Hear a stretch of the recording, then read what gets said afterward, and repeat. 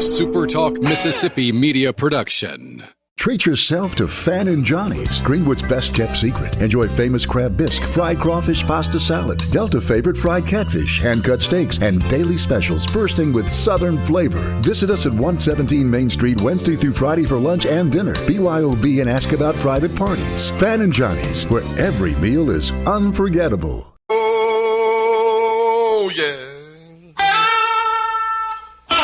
Good morning, Mississippi. Everything gonna be all right this morning. Mornings with Richard Cross. Oh, yeah. Here on SuperTalk Mississippi. Woo!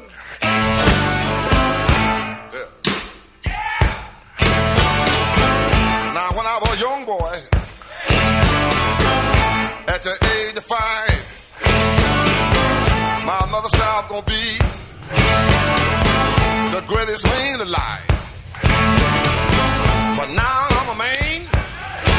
Good morning, everybody. This is Lucian Smith here on Mornings on SuperTalk Mississippi.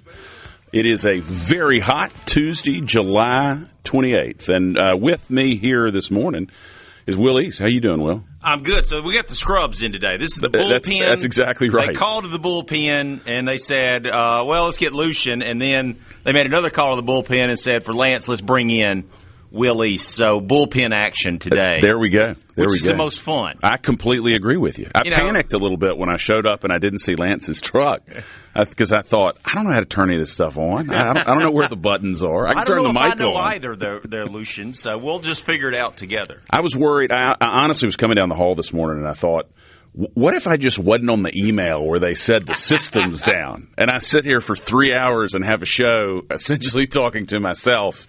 And then at like 9 o'clock, the people start showing up and they go, what are you doing here? We don't have radio going. So before we had the text line, this is many, many moons ago, late in the afternoons, you know, people especially on Fridays, people leave work early, especially at 5 o'clock. That's when everybody goes home. Right. I had a Friday where it was 5 o'clock. Everybody went home. My cell phone back in the olden days, because this room is like super soundproof, it didn't work in here. So it was me and I think it was Richard. It must have been Richard because we were doing head-to-head back then. And I was just filling in, and we were off the air for like a whole hour. Really? And didn't know it? Didn't know because we didn't have a text line. So finally I got like a phone. Back in those days, we used to take phone calls a lot, and I was very new at this. Finally, I answered the phone, and I was like, hey, SuperTalk Mississippi. I'm like, you're not on the air. and Lucian, I'm going to tell you, every time that happens, you have the best conversation.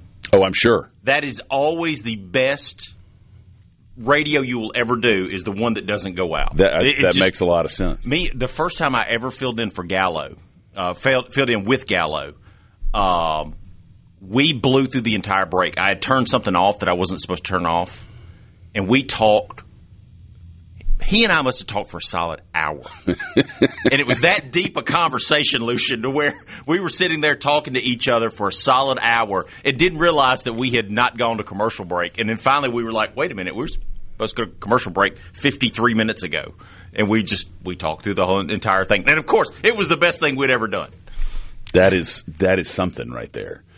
We got a great show. We got Dr. Dan Edney, the state health officer, coming in at 7 o'clock. Shawaski Young, a Republican candidate for Secretary of State, coming in at 8 o'clock. We'll get to ask Dr. Edney, our state health officer, if he keeps a diary. I'm just going to let you know, if your press people are listening, Dr. Edney, that's going to be question number one.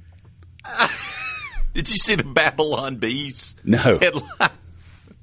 I know we're going to talk about this later, but the Babylon Bees headline was, Dr. Fauci questions whether he should have kept a perjury diary or not.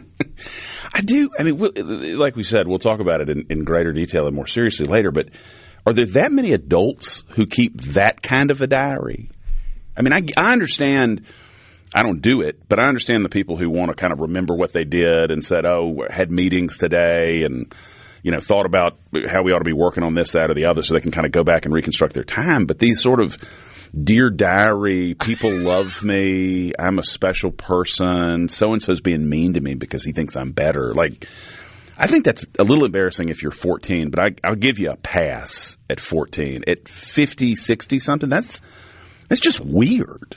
Especially this day and age. True. I can understand back in the 1700s you kept a diary because you had nothing else to do at night. That's a good point. You couldn't sit there and watch Dateline. You had to do something with your time.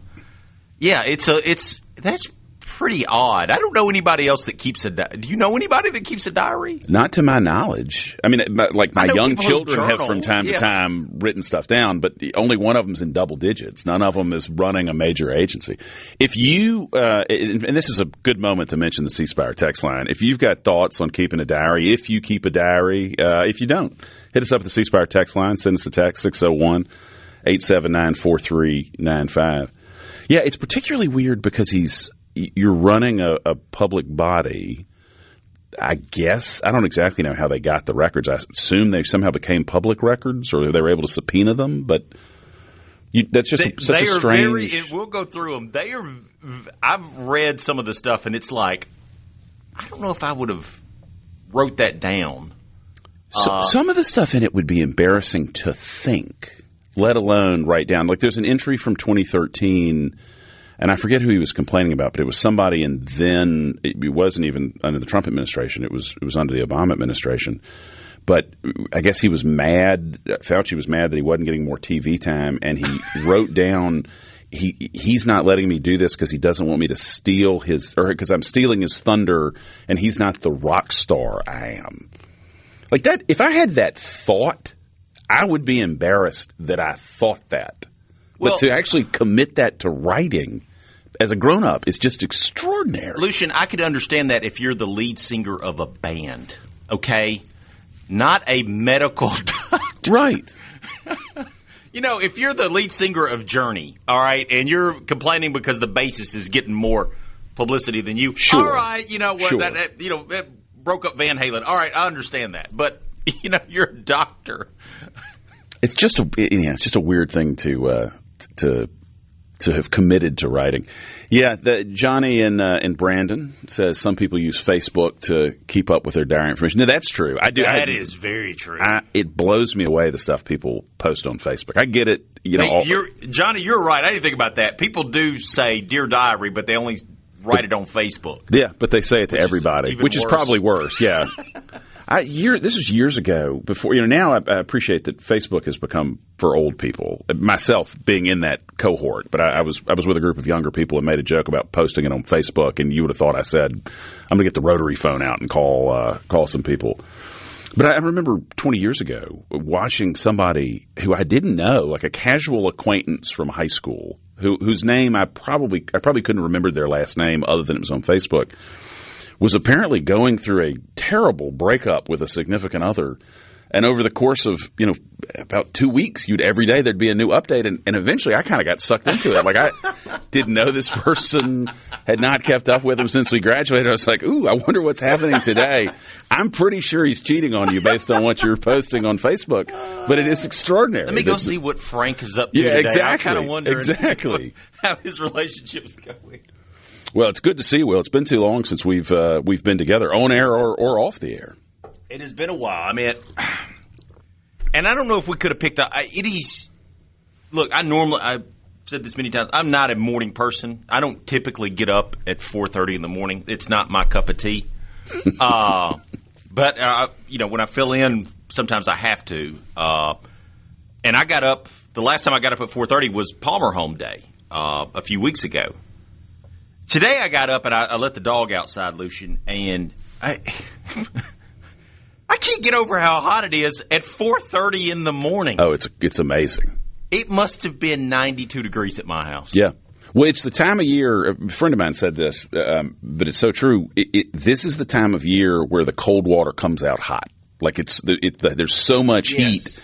I went to my sink to just get a cup of water this morning, and immediately regretted not having put it in the fridge overnight. Because you're like, this is like drinking hot water. Like I feel like I'm taking it out of a bath. I mean, go see what Frank is up to today. Well, it's good to see you, Will. It's been too long since we've been together, on air or off the air. And it's going to let up a little bit. That's the good news. If you haven't looked at the weather forecast, folks. Yeah, we got some rain coming through, don't we? We got some rain, but it's going to get down to – I was talking to Gerard about this yesterday. He's like, a cold front's coming through. And I was like, oh, a cold front.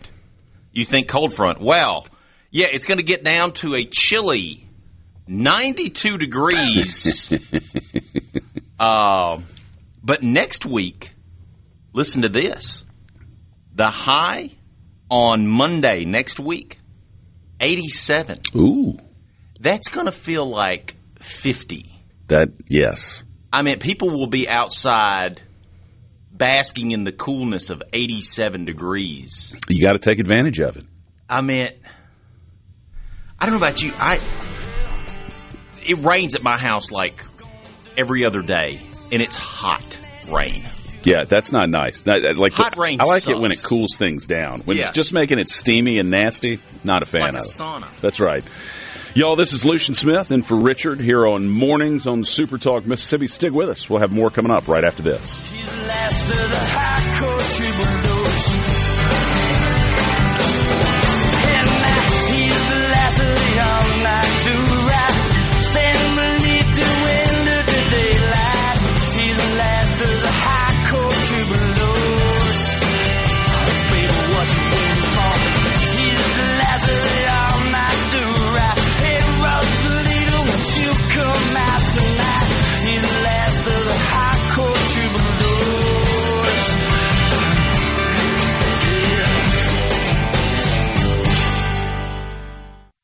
Good morning from the Venable Glass. The news you need. Every 10, 15 minutes, there's something. The talk you love. They really talk about the things that matter. I'm into all that stuff. Mornings with Richard Cross. Super Talk Mississippi.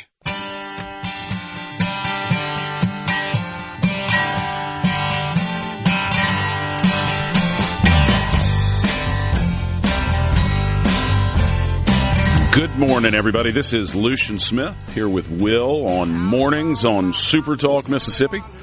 It is Tuesday, July 28th, and it is a very, very warm day.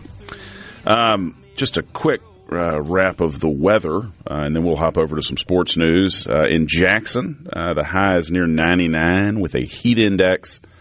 Could go up to 111, so a great day to find excuses to go inside. The Delta looks like it'll have the worst of it, and it is also under an extreme heat warning with highs near 98 and heat index going up to 114. Even overnight, temperatures will be in the 80s. North Mississippi should feel temperatures around 105. Heat index near Meridian will be around 110. The Pine Belt should be in the upper 90s with heat indexes from 105 to 110. The coast, similarly, will be experiencing highs around 99. That'll feel like somewhere from 110 to 114, but might see some isolated storms after 1 o'clock. Like we talked about in the last block, it's going to get a smidge cooler, but it is going to stay very hot for the foreseeable future. So if you're working outside, drink lots of water. Make sure to check on neighbors and be sure not to leave an animal or a human in the car for any length of time because those things heat up quick. Everything heats up quick in this. Yes. Unbelievable. Yeah. I rode, my wife drove the other day, and reasons aren't particularly interesting, but I ended up having to sit on the back seat, and I did not realize that my truck does not have air vents on the back. And I feel bad for every time my children have said it's hot back here. And I don't think I was this mean, but I'm sure I thought, quit your whining. And Back in my day. And the whole time I was like, Beth, it's hot back here. Do you have the air conditioning on? And she did. Anyhow, it was quite the learning experience. Will, what's going on in the sports world? Not a whole lot. We, of course, had SEC Media Days last week, and SEC Media Days was very interesting this year. Just a little behind-the-scenes baseball for you. It was in Tampa, and it's obviously a big event, but there weren't as many people there this year, as many media people there this year. And so we got a lot of access that we normally wouldn't get, and we have just put out tons of content if you've been paying attention to our social media accounts. A lot of stuff that we haven't even had a chance to post yet, so we'll be posting that this week. But, the build-up to football is there. I mean, everybody's kind of I think everyone is so tired, Lucian, of talking about all the behind-the-scenes stuff with football. Right. Between NIL and transfer portal and, Congress and all this realignment, all this crap. Everybody's just kind of ready for an actual game. Yeah, I think that's right. But college football and college sports in general always delivers just the weirdest stuff. Have you been paying attention to what's going on with the University of North Carolina? I've seen that there's been some turmoil. They just suspended somebody, right? They just suspended their athletic director, or their GM. Not athletic director, GM, Michael Lombardi. He's been put on paid leave ahead of the football season. Now, the football season kicks off in just a few weeks, and here they are putting one of their most important people on paid leave because of a personnel matter. But that's the only piece of detail, right? That it's a personnel matter? That's the only other. There's some rumors out there. I won't repeat the rumors, but there's some rumors out there. And it was a bit of a quiet offseason for UNC in light of what's been going on this past calendar year with them. I mean, it's been just fantastic from a train wreck perspective. You've got Bill Belichick, the greatest head football coach of all time, more Super Bowls than anybody else, gets hired there. He has a 23-year-old, I believe she is, girlfriend. She's you-know-what crazy. She's filed FOAs against the school. They banned her from the facilities at one point. Now I didn't realize that. Oh, yeah. Yes. I mean, I knew it was an unusual situation. Unusual to say the least. The team struggled, of course, when you got all this mess going on. And then you have this on top of that. It just feels like it is headed for an absolute catastrophe. And, boy, it's fun to watch. And normally what's happening in Michigan, at the University of Michigan, one of the premier institutions as far as athletics is concerned in America, normally that would be taking the headlines, but UNC's taking it off the front page. Michigan has put Ward Emanuel. He's basically getting $7 million to not show up to work. Now, he's an athletic director. He's getting paid $7 million not to show up to work.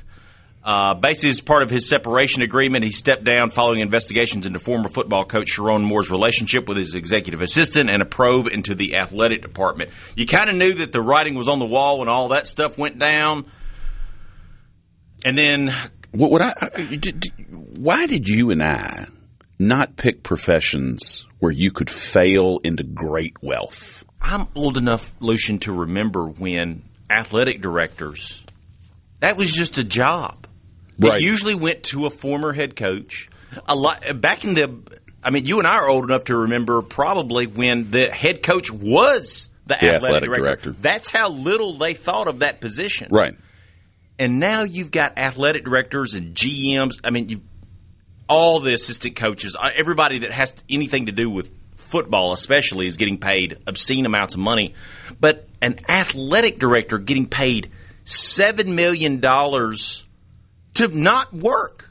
It's amazing. He's getting paid a lump sum. $7.14 million is his separation agreement. But like if you or I were to do something scandalous or be involved in something scandalous that caused our termination, maybe 2 weeks, maybe a month if we signed a non-disclosure, non-disparagement agreement, but not millions of dollars, I don't think. We won't call the cops. That'll be your separation agreement. That's exactly right. That's exactly right. You can walk out under your own power, and we won't trash you when we get asked for a recommendation. I'll write you a reference letter. That'll be your separation agreement. Yes. $7 million for an athletic director.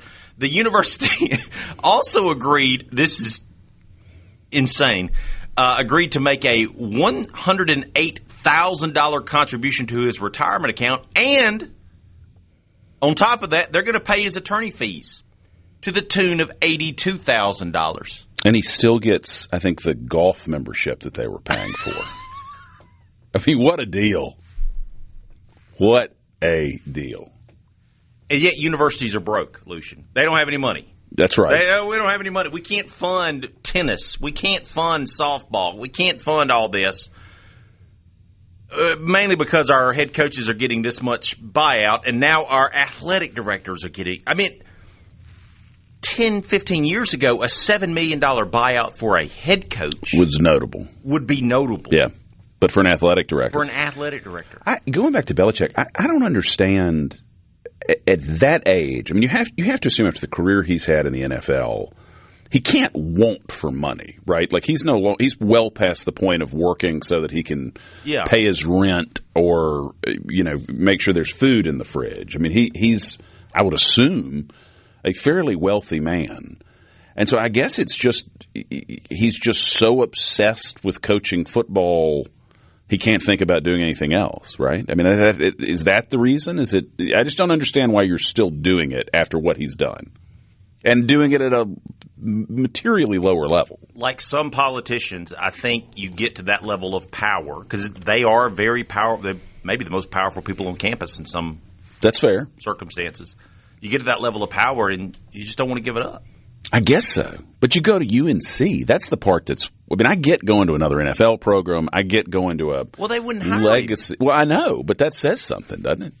Yeah. I mean, I feel like the people who really knew said – I mean, is it possible that Bill Belichick's not that great of a coach and he just had some extraordinary talent for a long period of time? Tom Brady's getting the last laugh out of all this. 100%. He wouldn't want another Super Bowl with the Tampa Bay Buccaneers. And here Belichick's going 4-8 in the ACC. Yeah, I mean, you and I could probably coach and go 4-8 in the ACC. And get a heck of a bow, Will, when it's all said and done. That's what I'm talking about. We'll have to work on that.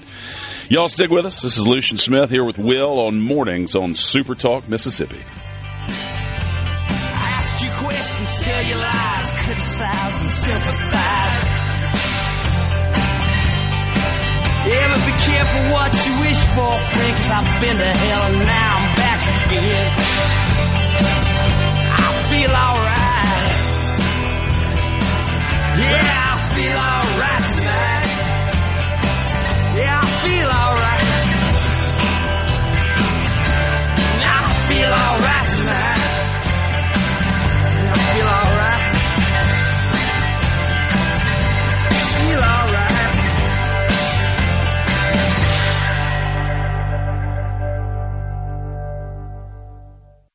From this conversations and clarity. What a great way to start your Mississippi day. Mornings with Richard Cross on SuperTalk Mississippi.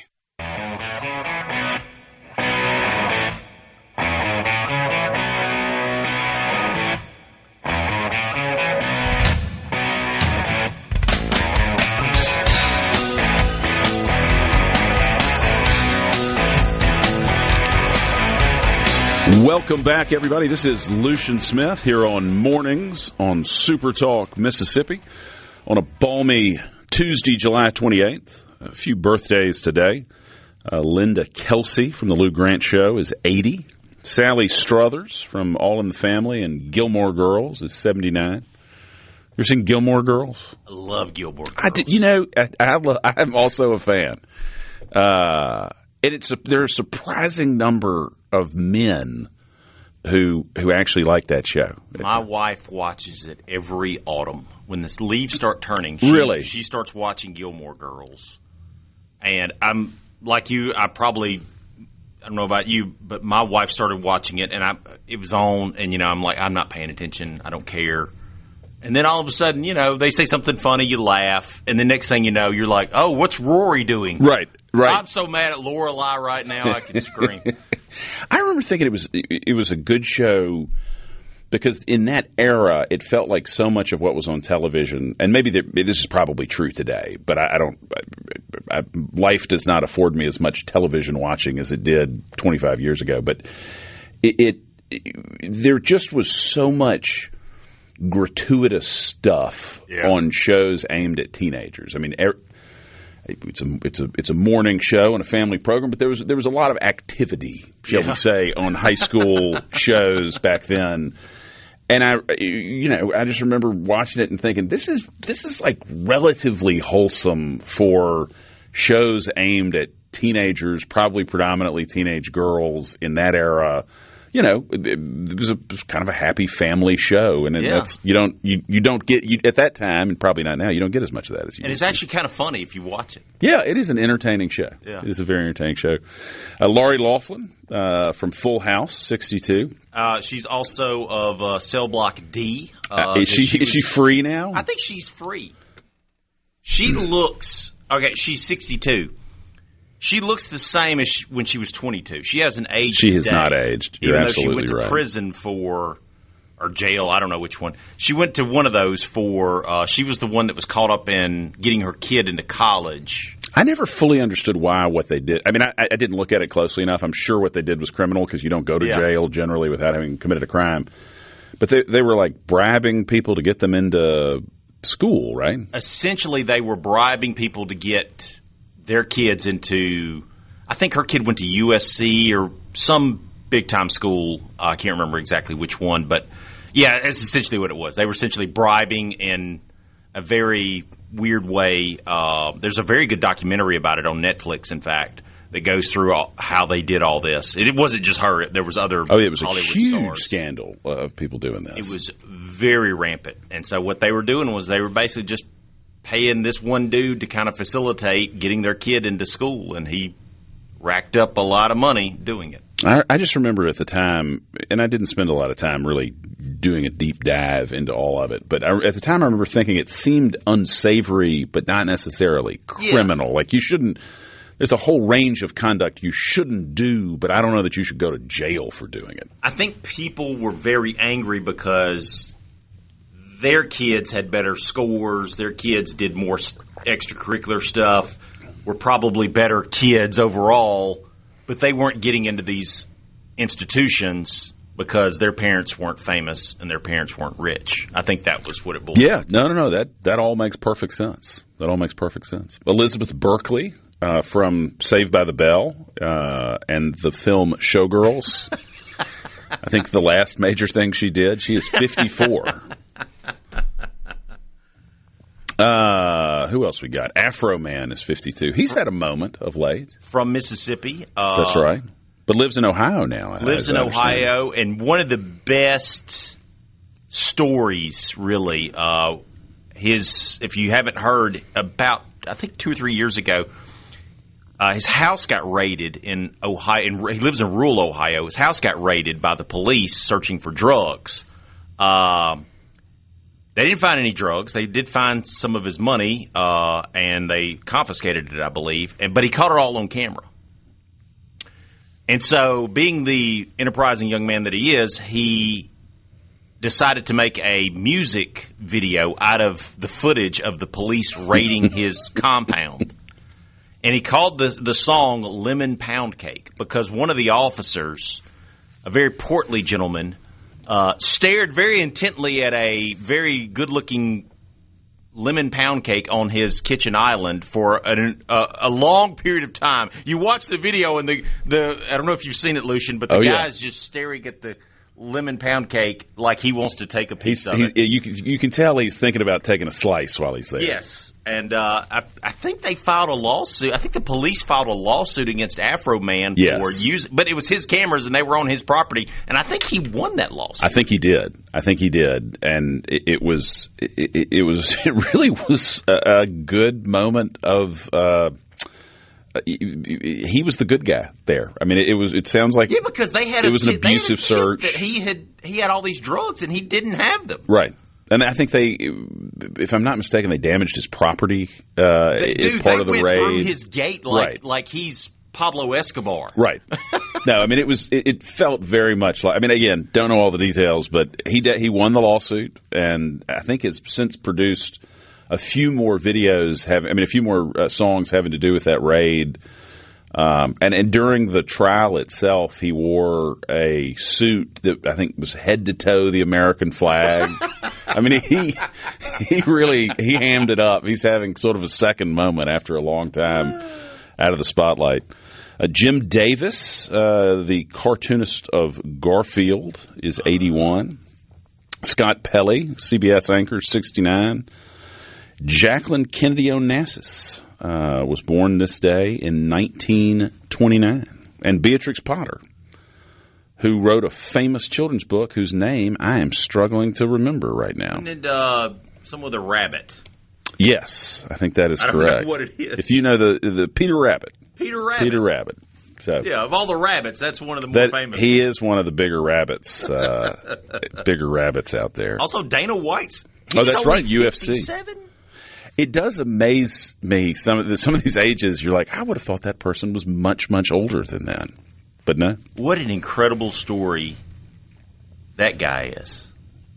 What's his background? I don't know that much about him other than he was just some businessman of some sort, and he bought the UFC when, I think he bought it for like $1 million or $2 million or something like that. Or he put together the financing. I don't remember the exact story, but essentially, he is the UFC. He turned that into a major. You think about it. 30 years ago, boxing was the combat sport. Yeah, the combat sport. And he made UFC, one of the top 5, I would say, sports in the United States. It's really that's an interesting point because it's now. I'd be curious to know, is it bigger? And I assume it is, but is it bigger than boxing in terms of viewership? I think it has to be. Yeah. So I'm not a big. I don't watch. I used to watch boxing when I was a kid because, Lucian, we had. This is between me and you. I won't tell a soul. We had one of those illegal satellites. Ooh. You remember those big satellites they used to put on people's houses out in the rural areas that couldn't get cable? We had one of those with a descrambler. Oh, nice. And so we got all the pay-per-views. I mean, when I was a kid, I used to watch Evander Holyfield. Saturday night, let's watch Evander Holyfield fight, or let's watch Tyson fight when he came back. We had it all. It was free. We didn't pay for any of it. We just thought that was, as a kid, I just thought that was normal. And so I grew up watching boxing, and then UFC came around, and I remember it being a big deal, but I wasn't into it. Well, he turned UFC. A couple weekends ago, we were at the in-laws, and they had some friends over, and they wanted to watch the UFC fight with Conor McGregor. Not the White House thing. Okay. But that's another great illustration of how big this thing has gotten. And it's all because of this one dude. Yeah. Dana White turned that into like I said, I think it's probably the 5th biggest sport in the United States. Is it also almost exclusively on pay-per-view? Because that was, CC in Senatobia on the C Spire text line says, Dana White killed boxing. I tend to think boxing kind of killed itself because if you go back to the 80s, you could still catch boxing on cable television. Yeah, on like HBO or something. And then all of a sudden, every, to get a fight, you had to pay $100. Well, back then it was probably $30. But, now if you want to watch a boxing match, they're almost all pay-per-view $100 events, which I enjoy watching boxing, but I'm not going to pay $100 to watch a boxing match on the television. And after like Holyfield and some of those guys, the heavyweight champion of the world could walk through this door right now with his belt on, and I wouldn't know who he is. Yeah, I still will occasionally watch him, but I'm much more likely to watch the handful of ones that come on that are free. Like I'm not going to dedicate $100 an entire Friday night, and the fights are so late. Like I don't see 11:30 a lot. If that's when the main event is happening, I'm gonna catch it the next day. Y'all stick with us. We'll have a lottery update coming up right after this.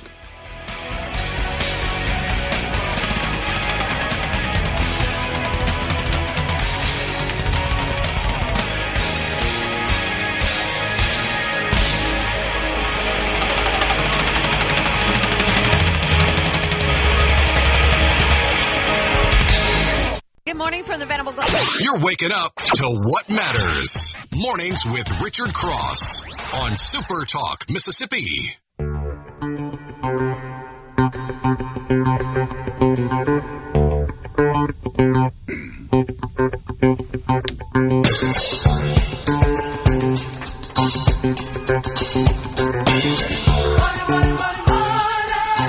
it is time for your lottery update, brought to you by the Mississippi Lottery Corporation. Lotto America had no jackpot winner. The estimated jackpot for tomorrow, Wednesday, July 29th, is $2.2 million. The numbers from Monday, July 27th were 15, 20, 27, 45, 46, with a star ball of 3 and an all-star bonus multiplier of 2. Powerball has an estimated jackpot for tomorrow, the 29th, of $663 million. That's got a cash value of just over $290 million. The numbers from yesterday were 6, 26, 46, 58, 65. The Powerball was 25, and the Power Play multiplier was 2. Double play numbers from Monday, July 27th were 17, 25, 59, 61, and 69, and a Powerball number of 14. There was no Mega Millions winner, but the jackpot for tonight is a cool $800 million. That's got a cash value of $344.2 million. That .2 is really important after that first 344. The numbers from Friday were 2, 5, 42, 44, and 60, with a mega ball of 1. Millionaire for Life didn't have a millionaire winner, and the numbers from last night's drawing were 8, 21, 29, 49, and 53, with a millionaire ball of 3. Mississippi Match 5, no jackpot winner, but the jackpot for tonight is estimated at $290,000. The numbers from last night's drawing were 11, 25, 28, 30, and 31. Remember, all numbers are unofficial until certified by the Mississippi Lottery Corporation. Well, jackpots are rolling. The nation's biggest draw games total well over $1.4 billion in jackpots. Don't miss Mega Millions tonight with an estimated $800 million jackpot that has a cash value, as we said, of $344. And Wednesday's Powerball jackpot is estimated at $663 million. Get your tickets today at any Mississippi Lottery retailer. Play today. It only takes one ticket to win big. The lottery is on the road today at Bovina Grocery in Vicksburg. Tune into this special edition Facebook Live or come see the lottery team at this Vicksburg retailer at 10 a.m. sharp this morning. You can check winning numbers or see if your ticket is a winner by downloading the official Mississippi Lottery app. Well, a few folks here who are happier now that they have won with the Mississippi Lottery. A Drew man won $2,220 on a cash for ticket from Double Quick 92 in Cleveland. Players from Foxworth and Terry each won $2,600 on tickets from B Quick number 13 in Columbia and Double Quick number 210 in Terry. A Fayette woman won $9,990 on a cash for ticket on 9 cash for tickets from Sprint Mart 65 in Adams. A Canton player won $3,500 on 2 cash pop tickets from Circle K in Canton. A Macomb woman won $50,000 on a ticket from Market Max I-55 in Macomb. That's your Mississippi Lottery Update, brought to you by the Mississippi Lottery Corporation. Remember, you can't win if you don't play, but play responsibly. Did you talk about yesterday? Did you guys talk about the person in Tupelo who won $1 million? We did talk a little bit about that. That's a great deal on Powerball, correct? On Powerball. So if you're listening, person who won this, I don't know if you know this, but we're related. We, long lost brother, cousin, sister, however you want to do it. But yeah, whenever I'm from that area, so whenever somebody from Chickasaw County, Tupelo wins one, I always go, are we kin? Are we kin? I imagine you find out every relative you've got after a big win like that. They come out of the woodwork. Going back to, we were talking about boxing in the last one, some feedback here on the C Spire text line. And as always, if you want to be part of the conversation, send us a text, 601-879-4395. Interesting, two different points of view. Some folks are saying that they prefer boxing to UFC. Yeah. CC says it's people just realize instead of watching other dudes punch each other, now they can watch them punch, kick, choke, elbow, arm break, leg break, et cetera, et cetera, et cetera. Which, to me, that's sort of a reason to watch boxing. It feels, even though it's a very violent sport, it feels somewhat more contained and civilized than the full-on UFC matches. But, I suspect different strokes for different folks. Yeah, we were talking about the reasons behind boxing's decline. I think the biggest reason probably has got two words, as Don King. I think he killed boxing. That's probably right. Whenever you put a two-time murderer, convicted murderer, in charge of something, it usually doesn't go well. Yeah, that's a very valid point. That's what happened. Don King kind of destroyed it, basically. Will y'all stick with us? That's been the 6 o'clock hour here on Mornings on Super Talk Mississippi. We got more great stuff coming up, but coming up next is Fox News, followed by Super Talk Mississippi News.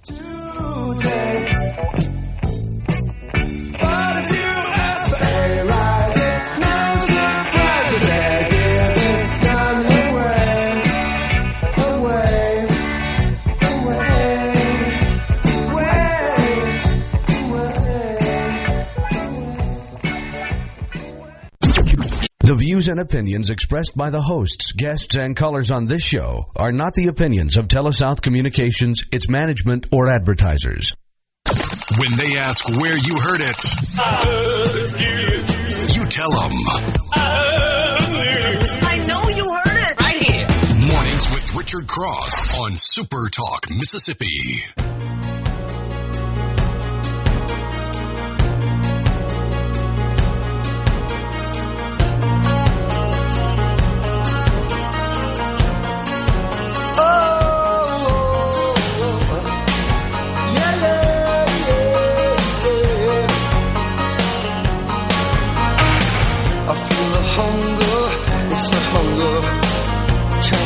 Good morning, everybody. This is Lucian Smith in for Richard here on Mornings. This hour of Mornings with Richard Cross is brought to you by MWG Employer Services. Running a business is tough, and if you're struggling with HR, benefits, and payroll, you are not alone. That's where MWG Employer Services comes in. They can provide a full range of employer services plus a custom plan that fits you. Call today at 601-206-7966 or go to mwgemployerservices.com. The stuff that has come out recently from Senator Rand Paul about Dr. Fauci is really just extraordinary stuff. Senator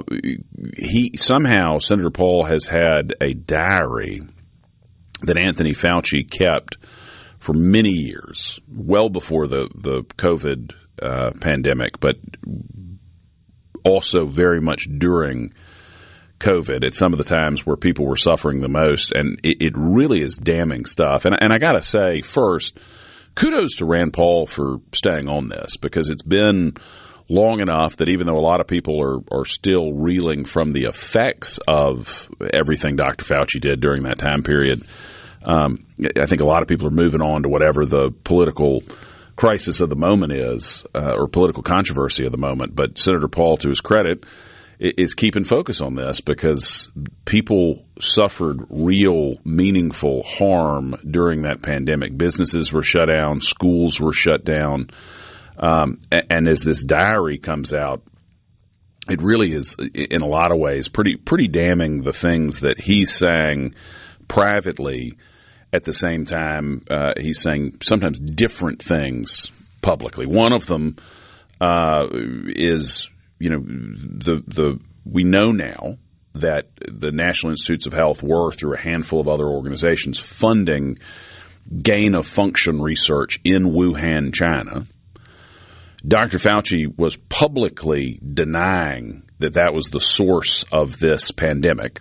That, it couldn't be that the Wuhan Institute of Virology, where we were doing work to enhance these sorts of viruses, couldn't possibly be that was the source of it. It came from the wet markets over there. At the same time, he's privately writing in his diary that he doesn't believe that the wet markets are the source of the pandemic. You see a lot of stuff in there, concern for very much concerned that that information is going to be released, that his institutes were potentially funding what caused the pandemic. He publicly talks about how he didn't close the schools, and then you look in his diary where he's taking credit for closing down schools. It is extraordinary, the dishonesty, and I imagine because of President Biden's blanket pardon, he has no criminal liability. But there certainly would have been, and maybe still is, I'm sure you'll have enterprising lawyers try to figure this out, potential criminal liability if he lied to Congress. And he's literally documented it in a written thing. And Russ and Rankin is absolutely right here on the C Spire text line. The conspiracy theories don't seem so crazy regarding Fauci now that you're seeing this stuff. And Thomas and Greenwood on Trust the Science. That was, even at the time, people pointed that out, and it was so offensive. That's not science. Yeah. I mean, saying you can't ask me a question because I represent science, that's not how science works. Yeah. The whole idea is you're supposed to be testing hypotheses. You're supposed to be challenging the established wisdom and backing it up with real detailed work to try to either verify what's being said or disprove what's being said. But the whole approach from Fauci and the media was that any questions of what were being suggested were some sort of violation of being a good, thoughtful, science-loving person. Yeah. And, Lucian, I'll tell you, the thing that angered me the most during this whole thing, of the many things that made me angry, was all the rules for thee but not for me. Oh, amen. I mean, when they released that video and then an image of Fauci at a baseball game with his mask off. Yeah. I just remember being furious at watching that, because here's a guy, he's able to go out and do what he wants to without a mask, whereas I remember getting scolded for going to an event, having to wear a mask. Absolutely. I mean, there's one of the things that's come out in here is that he was having dinner parties with Jake Tapper from CNN. Yes. And feeding Tapper questions to ask of people he perceived to be his political enemies.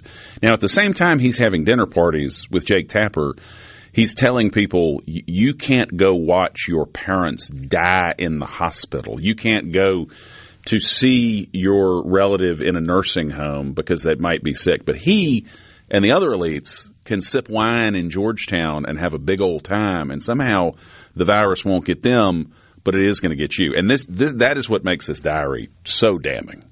And he is, and I'm reading from the New York Times right here, so I'm not going to Fox News or the Gateway Pundit or something. This is a quote from the New York Times article about this. Quote, "It also paints a portrait of Dr. Fauci as obsessed with himself, reveling in his own importance and the celebrities he knows, from the actress Julia Roberts to the singers Joan Baez and Barbra Streisand." I mean, you read these diary entries, and the guy really was obsessed with his own fame. Yes. In embarrassing. I mean, we talked about this in the 6 o'clock block, or 6 o'clock hour. Some of the stuff he puts in writing would be embarrassing to think. I mean, where he talks about himself as a rock star, and so is not letting me get as many interviews as I'd like because they're jealous and they think I'm stealing their thunder. Like, those are not. If you're having those thoughts, even if you're in a rock band, but it makes more sense if you're a literal rock star. But if you're thinking that, like, that's a moment for some quiet introspection. That's a moment for maybe some time with God. But like, that's an embarrassing thing to think. But then to turn around and put it in some sort of a notebook, I just think it's crazy on so many levels, and I think speaks to what a narcissist we're discovering that he was. I mean, he talks in there about how he was one of, I think, the most famous person in America and one of the most recognizable figures in the world. Again, I mean, that's probably an accurate statement, but what grown man writes that down in a diary? I think it's weird that he's keeping a diary, period. But that in particular seems just bizarre to me. Yeah, and it seems to be – it's not a COVID thing because these diaries go back many years. You said one of them goes back as far as 2013. I think that's right. Under the Obama administration. So this wasn't like just, he got on TV and got starstruck all of a sudden. The other thing is he revels in his power, not just his celebrity, but his ability to shut down, for instance, New York City schools, his ability to shut down California. He is just giddy with glee that he's able to do these things. I mean, I guess the old saying, power corrupts and absolute power corrupts absolutely. And there was a period of time where he had very, very, I mean, it was almost absolute power. And the thing, here's what's so frustrating about it to me, not frustrating is not the right word. Here is what's so maddening, angering about the whole thing. We all, at least early in the pandemic, were willing, I think most people, were willing to accept that you had public health professionals with a new disease who didn't know exactly what was going on and who were doing their best. 14 days to stop the spread. Yes. And then little by little it turned into, you were crushing small businesses. The number of businesses that went out of business during that period of time because they weren't able to be open. And you see this, seeing the diary just proves that the people at the very, very top, the people who are giving the advice out, oftentimes weren't following it themselves, had alternative agendas, had motivations that weren't necessarily the motivations that were made public. And it really is reprehensible because you think of all the good people across the country who were trying to do their best, but who were following guidance that they got from Anthony Fauci and the other people who were involved. And so I think when you have this hearing that Rand Paul is going to have on Thursday, that is going to be absolute must watch. That is appointment viewing. I love a good C-SPAN hearing. Yes, that you if you're able to be in front of the television on Thursday to watch that one, that will be one to watch. Y'all stick with us. We're coming up on a break. This is Lucian Smith here on Mornings on SuperTalk Mississippi.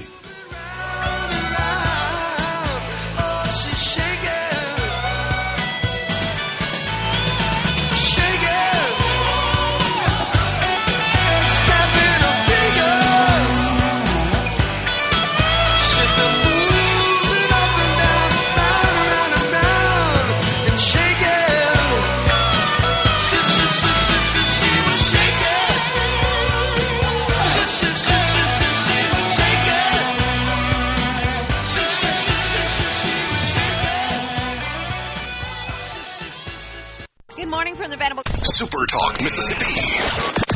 You heard it here first. Mornings with Richard Cross. Here comes the news.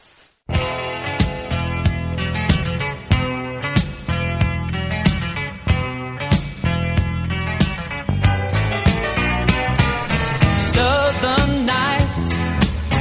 Have you ever felt a southern night? Welcome back, everybody. This is Lucian Smith here on Mornings on SuperTalk Mississippi. You ever notice how some places still know your name? At Community Bank, that's how banking works. We're a bank that knows community because we live here. And when you walk in, you're more than an account number. No matter what your banking needs are, here you'll talk to real people who care about your goals. Community Bank, a local bank built on relationships. Stop by your neighborhood location or learn more at communitybank.net. People are chiming in on the C Spire text line. Lots of thoughts about Anthony Fauci's journals that are coming out. You can be part of that conversation at 601-879-4395. Send us a text there. A couple of people are wondering if states can go after Dr. Fauci. Unclear, because I don't know that lying to Congress is a state crime. It's a federal crime.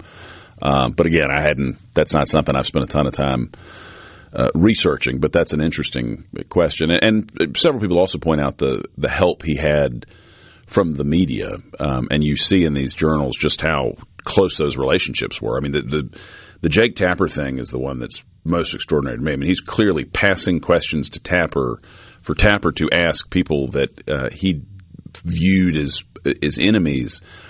And the people who he was trying to get these questions asked to, he wanted to get rid of, as best we can tell, because they were proposing different options that weren't the full shutdowns, and he wanted to discredit them because he had a different view. And this is C.S. Lewis talked about this idea of scientism, that as we got away from people increasingly went away from the faith, went away from, in Lewis's mind, Christianity, that scientists would sort of take over as the new people who spoke with great authority. And to be clear, science is an excellent and important thing.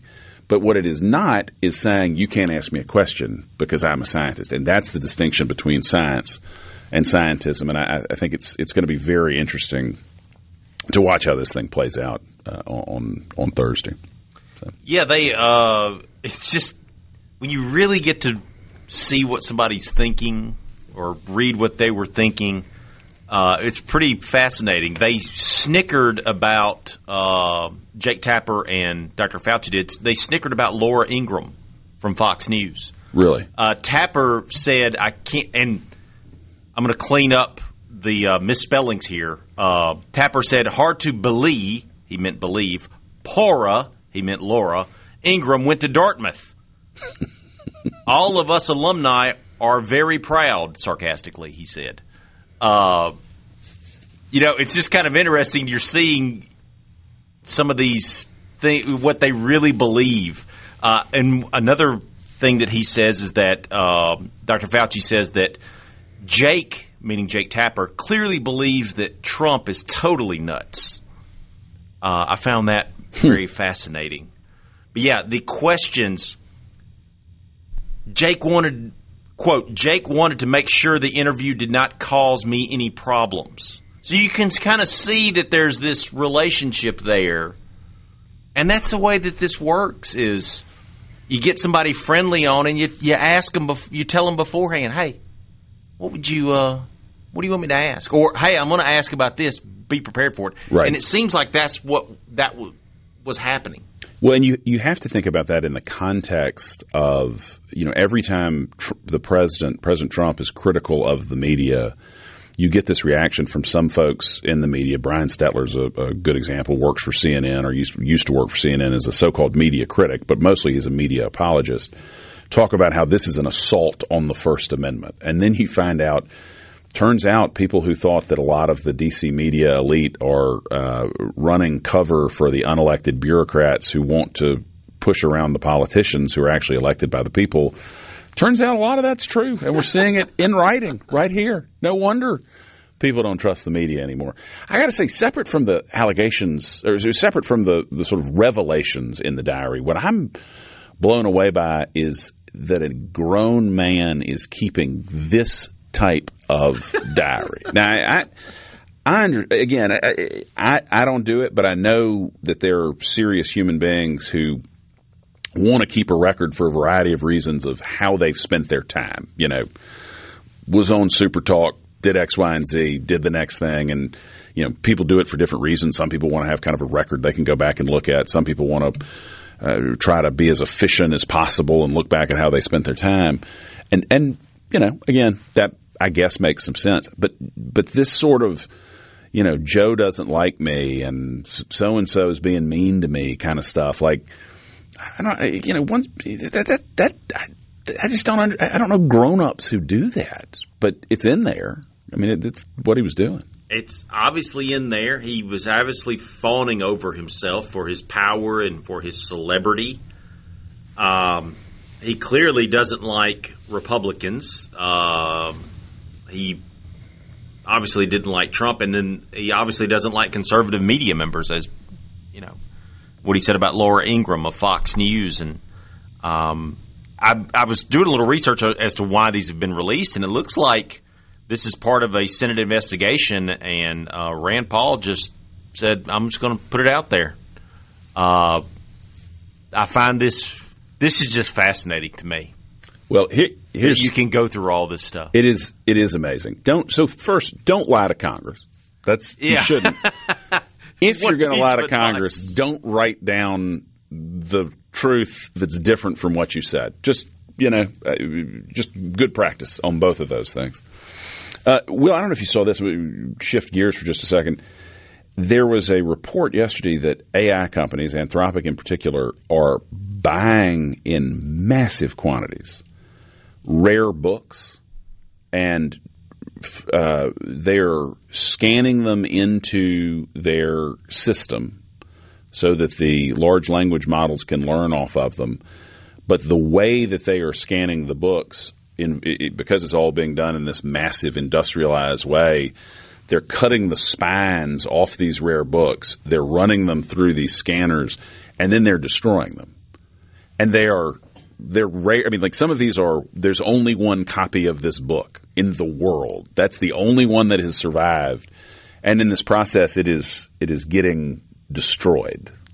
It's incredible, the sort of cost, not necessarily the literal financial cost, but the idea that we're going to lose books that have survived wars and fires and all sorts of trauma so that you can have a device that will write a slightly better email for you is really something. You do wonder what's getting lost in all of What that. happens when the cloud goes down? That's an excellent question. And you wonder which of these, what are these books that, no one will ever get to read as a result of this? Yeah, look, AI companies, just give me a call, okay? I can help you with your PR. Because, look, you're doing a terrible job. They're calling it Project Panama. Now, look, that sounds like a CIA project. Right. Okay, project. If somebody wrote a book that said Project Panama, and had James Bond on the cover, you'd think, okay, it's a spy thriller. No, this is an AI operation. They're so bad at PR, these companies are. It just blows my mind. You would think that they would at least have some sort of, insight into saying, hey, let's not call it Project Panama. Let's not have a code name with destroying rare books. Yeah, I agree. Elon Musk says that that SpaceX, which is now has, as I understand it, controls Grok, which is his AI play. He gave them instructions to not to scan the books, but to do it in a way that didn't ultimately destroy the book. So I don't know if that was a PR play after the fact, or if he'd always been doing it the right way. But you're absolutely right there. I wonder which books they're getting, though. Not that we would know any of these anyway. Yeah, well, I think they're rare enough that you've probably never heard of them. But still, you're destroying They're something. so bad at PR. It is not even funny. But I agree with you. Project Panama does sound. It sounds like the sort of movie you watch on TBS at 9:00 at night when you can't fall asleep. Something. Some British actors in it. Exactly. Some stuff's going to blow Pierce up. Brosnan's in Project Panama. Well, coming up after this, we're going to have Dr. Dan Edney, the state health officer. We'll hear a little bit about what the Mississippi Department of Health is up to these days, and some of the news we're hearing about egg recalls, lettuce, etc. So stick with us. We got more good stuff coming up after this. This is Lucian Smith in for Richard here on Mornings on SuperTalk Mississippi.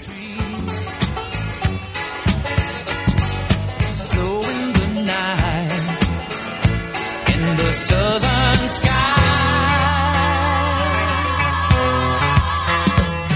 southern nights, they feel so good, it's frightening, wish I could stop this world from fighting down, down, down, down, down, down, down, down, down, down, down,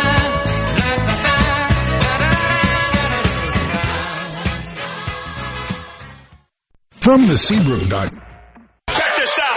Now, what can be offered to you? Mornings with Richard Cross. Information. Super Talk, Mississippi.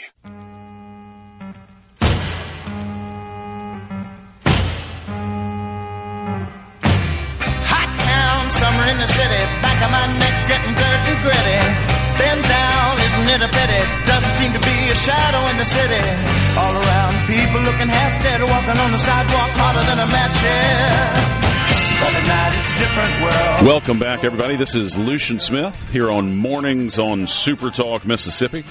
Mornings with Richard Cross is presented by Community Bank, rooted in our community, communitybank.net. Well, with us in studio is Dr. Dan Edney, the State Health Officer. How are you doing, Dr. Edney? Doing okay today. Lucian, how are you? Glad to be with y'all. Well, appreciate your taking the time. I know you've got an extraordinarily busy schedule running the health department. I don't know that when you agreed to be on, you knew there was going to be so much breaking about the Fauci diaries, but we were talking a little bit off the air, and I think this is such an interesting point that I think I got it wrong, this idea that Fauci was a public health professional. Right. He is not. Explain that a little bit to us. He was the director for the Institute for Infectious Disease at the NIH. NIH relates to research and is the federal government's major research arm. It's where the majority of funding for IHL institutions research occurs for the state of Mississippi. State Department of Health is on the public health side. We're more under the CDC, which the CDC and the U.S. Public Health Service are the true public health arms of the federal government. So Fauci was not and is not a public health expert nor a public health leader. And believe me, I have a lot of problems with his leadership or lack thereof during the pandemic, but very grateful for the leadership of many public health servants who were actually helping us take care of patients. 2020, I was at the bedside. So I was the medical director for the nursing home in Vicksburg. I'll never forget the day I had to make rounds in the nursing home when COVID got in my nursing home. I cannot imagine. And it's the darkest day of my medical career. And those were very dark days in 2020 before we had therapeutics of any meaningful amount or any vaccines, and none of us had immunity in those days. So, but I was very grateful as a practicing doc for the State Department of Health and public health leadership in Mississippi, who was working closely with our governor and elected leadership, trying to figure out what to do in unprecedented times for the sake of Mississippians. And I point out to folks, look, there were plenty of times the State Department of Health in Mississippi pushed back against those recommendations and did not go with those recommendations or accept those recommendations because Fauci had no authority in Mississippi. Right. And nor did we bow to that authority. The State Department of Health has the delegated authority from the legislature, to oversee the public health efforts of our state. And Dr. Dobbs took that seriously during his tenure, and I take it very seriously, which is why don't be surprised if you see me pushing back today on CDC recommendations if we don't agree with them based on the evidence and the needs of Mississippi. We historically have done that.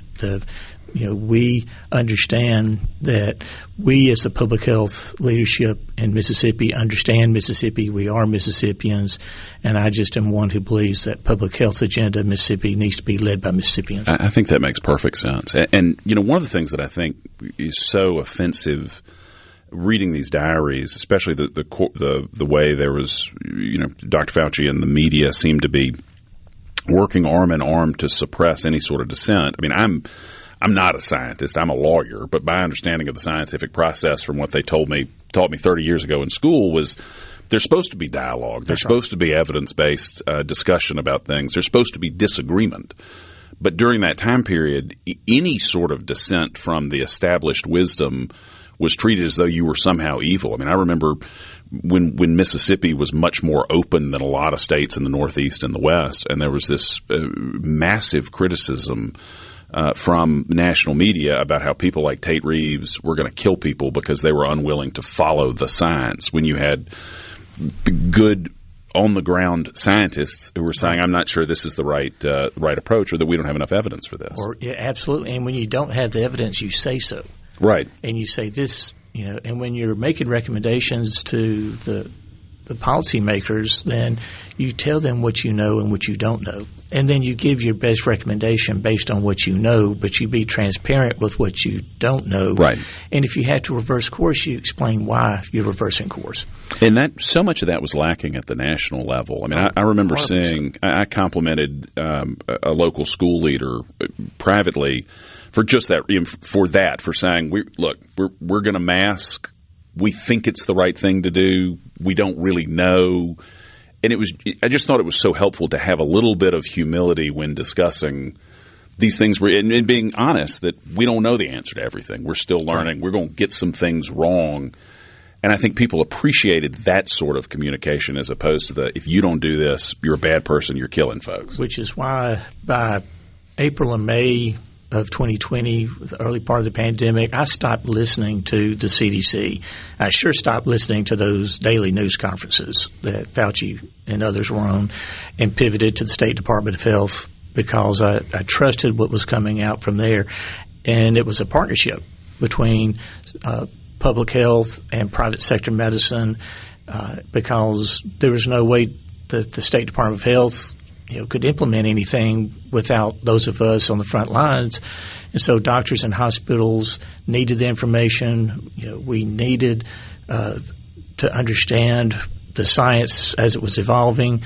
And the State Department of Health was our trusted source. It was trusted by state government. It was trusted by private sector. And the public sector trusted the private sector. Right. And so for me, as state health officer post-pandemic, it's extremely important that we face the challenges for the health of the population of Mississippi together, both public and private partnerships. It worked in the pandemic. It helped get us through, and it's working today. That makes great sense. You talk about pushing back on CDC recommendations today. Are there current things coming out of the CDC that you're pushing back on? I do not agree with going with the Denmark model for vaccine recommendations. I think there's about as much akin between Mississippi and Denmark as there is between Mississippi and Mars. So I have to look at the evidence. We have decades of evidence in our state of what works, what is necessary. And then I look at partners like Alabama, Tennessee, Arkansas, who are much more like us than a homogeneous small country like Denmark. So what is the Denmark model on vaccines? It's tailors down the recommended vaccines for the population to a smaller number, which is okay because our school requirement number is even smaller than that. Denmark goes from 15 to 11. We only have 5 for the school age requirements, the guidelines there. But when you're recommending to folks on here are the vaccines that can help you prevent illness, use the evidence, not politics, and you let people make up their own mind working with their physicians and providers. There's no mandates on those vaccines. And I agree with the president. If people want vaccines, they should have access to vaccines. Right. I agree with the president that childhood vaccines are extremely important. And he said, be careful messing with children's vaccines. I agree with him 100%. But for context, the CDC's recently recommended changing the guidance from 18 to down to 11 vaccines. Yes. Okay. I do wonder, going back to this conversation about how little humility there was in discussion around this, it seems to me there have always been some people who are skeptical of childhood vaccines, that a lot of the COVID absolutism about the COVID vaccine has undermined faith in some of these vaccines where there is broad scientific acceptance. You're that exactly right. We wiped out polio. It's a good thing. Right. It's a good idea. And it will come back. Right. We have right now 8 counties that have dropped below threshold of the 95% that's needed to keep these diseases away with the kindergarten population, and these diseases will come back. So I've already, made the declaration to elected officials that the return of measles is inevitable in Mississippi. We'll be one of the last, but we have too many counties that are little ones. Vaccination rates have dropped below 95%. That measles will come back. I don't expect to see what happened in Texas or South Carolina or what's going on in Utah, but we're going to have cases come back. We hadn't had a case of measles since 1992. Really? So we have eradicated measles in Mississippi. We have eradicated polio, diphtheria, tetanus in Mississippi. We do not have any cases of those. But there are other states who do. There's a big diphtheria outbreak in Australia right now. These diseases will come back if we're not careful. But your humility point is extremely important. I'm a big believer that humility is a superpower. And if you're keeping a diary like we're seeing coming out, that is a lack of superpower. Yeah, I completely agree with you. Can you stick with us for one more segment, Dr. Edney? This is Lucian Smith here on Mornings with Richard Cross. Stick with us. We'll have more with Dr. Dan Edney coming up next.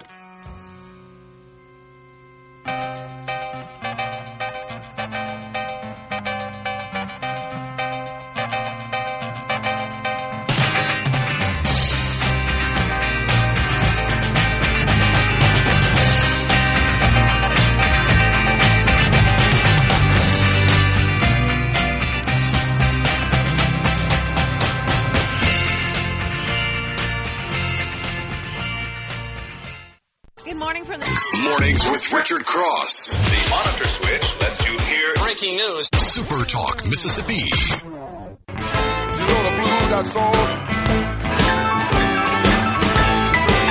Fine top said it. You know the blues that song? Good morning, everybody. This is Lucian Smith here on Mornings on SuperTalk Mississippi. We've got Dr. Dan Edney, the head of the State Department of Health, and our state health officer in with us. If you want to be part of the conversation, send us a text at the C Spire text line, 601-879-4395. One question, we talked about this off the air, but one person on the C Spire text line is complaining they went to get the Tdap vaccine, but insurance won't cover it. Can you tell us a little bit about what that is and why people get it? That's so frustrating. The Tdap is for adults.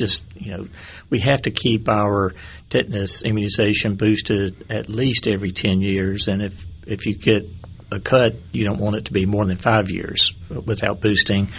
But we know that, especially, I'm a grandfather, and when you're having infant grandchildren, that you need to keep your pertussis immunity up as well, because babies are very susceptible to whooping cough, and they can't be vaccinated until they're 2 months old. So it's important that new grandparents get boosted with the Tdap, so that they get their tetanus, pertussis, boosted together. But insurance, will pay for tetanus if you're cut or have a wound, but won't pay for adults to have pertussis boosting, which is really frustrating. What are the separate from the vaccine question? What are the public health issues in Mississippi that people aren't talking about enough that keep you and your team up at night? Well, I tell you, what I'm grateful for is that people are talking about our number one. We've talked about it on this show together, you and I. The number one public health challenge in the state of Mississippi is infant mortality. And we are all talking about it, and we all are working every way that we can to reduce the number of unnecessary deaths of our babies. Vaccines are one of the great things that's reduced infant mortality in our state. We used to lose 3,000 babies a year, wow, Lucian, back in the 1950s, and then in the mid-60s, those deaths started coming down nicely, and that's when vaccines really came on in a big way, and we were able to protect babies from things that were killing babies before that. That we used to have 300 to 400 deaths per year of measles of children in Mississippi. And vaccinations are the reason that's no longer a problem. We don't even have measles anymore, much less children dying of measles anymore. So infant mortality, we all want to change this. We have to change this, and we are and will change this. I'm proud to say our infant mortality rate this year is lower than last year. What is driving the infant mortality rate right now in Mississippi? The second point is our greatest population health challenge for the state is obesity. And believe it or not, obesity plays a huge role in infant mortality because half of the deaths of our babies are in our neonates, those babies who are younger than a month old. We had the highest rate of preterm, low birth weight babies in the country, and 44% of those births are from moms of unhealthy weights. So obesity even drives that bus. It drives maternal morbidity and infant mortality. So and people ask me, what's the one thing, if you could make go away, what would you do? And I would make obesity go away. Is there I know it's not a silver bullet, but is there some role for GLP-1s in solving that? This is for people listening, the Mounjaros and I don't know all the different names, but the shots people are taking that are causing people to lose weight. Yeah, in the management of diabetes in a huge way.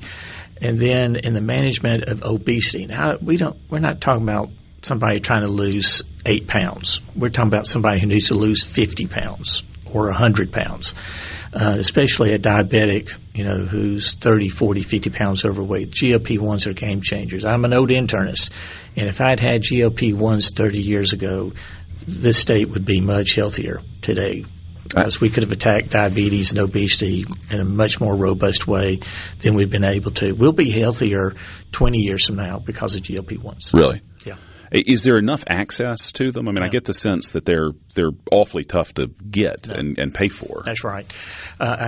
Kudos to our Medicaid program for in the right situations, Medicaid covers GLP-1s, so in difficult to control diabetes or severe morbid obesity, so that's helpful.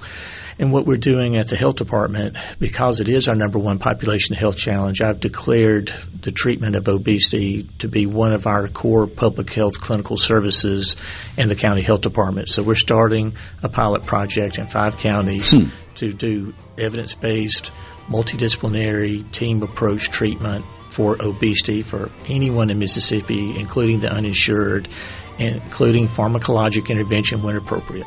Fascinating. So we're getting our hands dirty at the health department, working on these problems. We got about 40 seconds left. If somebody wants to learn more about that, where would they go? MSDH.gov. There we go. You got everything you need. You can go to the you can download our app, the MSDH app. It's got everything you need right there. You got any final thoughts, Dr. Edding, before we run out of time here? Yeah, man. Public health saves lives, and do not get overheated. Amen. Stay cool. Drink some water, stay in the shade. Y'all, we've had Dr. Dan Edney, Mississippi State Health Officer, with us these last 2 segments. Thanks for being with us. This is Lucian Smith here on Mornings on SuperTalk Mississippi. Coming up next is Fox News, followed by SuperTalk Mississippi News.